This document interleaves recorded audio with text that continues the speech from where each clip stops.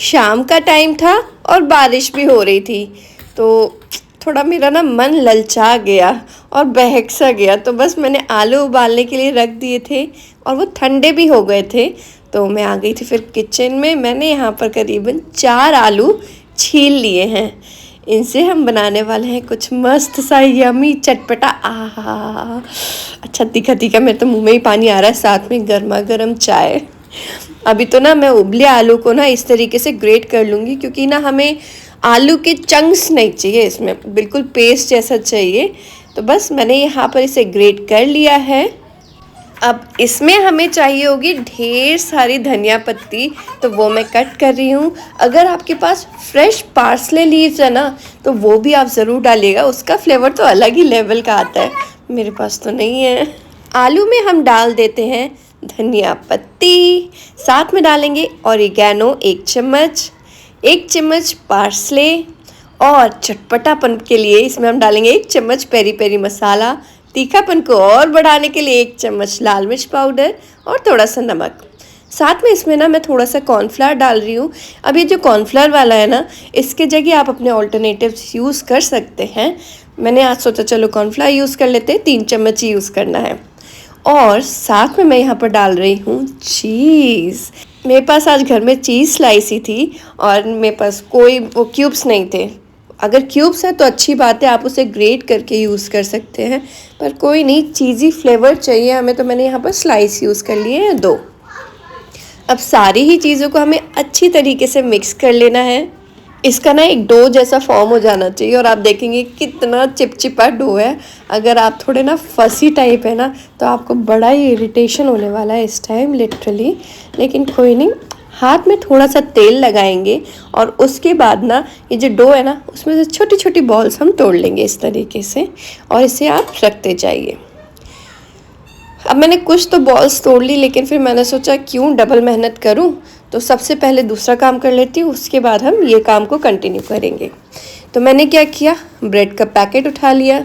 जो ऊपर वाली ब्रेड होती है ना, जो कोई नहीं खाता है, वो वाली ब्रेड मैंने ले ली है। देखिए कितनी मोटी होती है ना, खाने में उतना मज़ेदार नहीं लगता, इसलिए तो कोई नहीं खाता।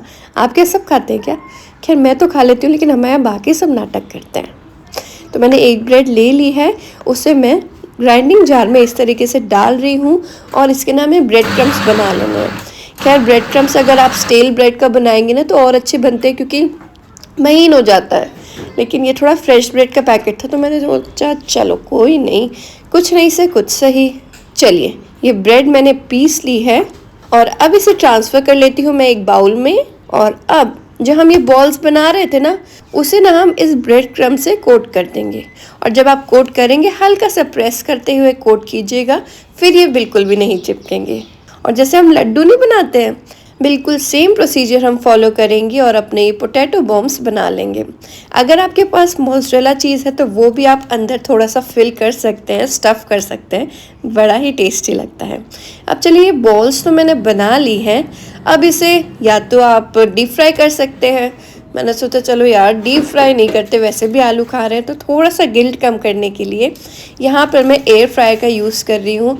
एयर फ्रायर की बास्केट को मैंने इको बेक के कुकिंग पेपर ट्रे से लाइन अप कर दिया है, और फिर इसमें मैं ये सारे ही पोटैटो बॉम्ब्स रख रही हूँ।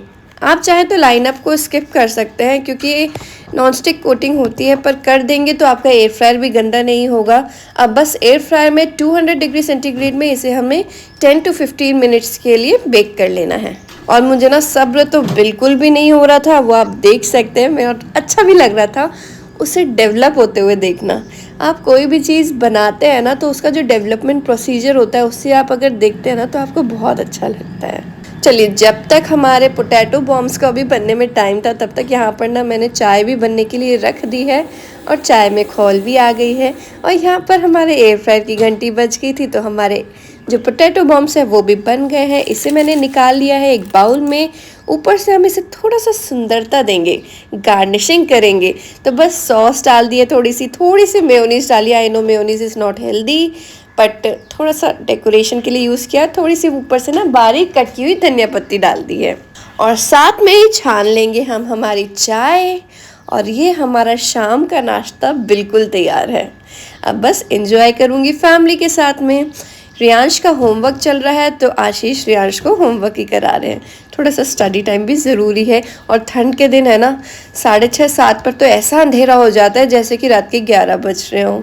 और बहुत टेस्टी था, हम सब ने बहुत अच्छा फैमिली टाइम स्पेंड किया। एन्जॉय।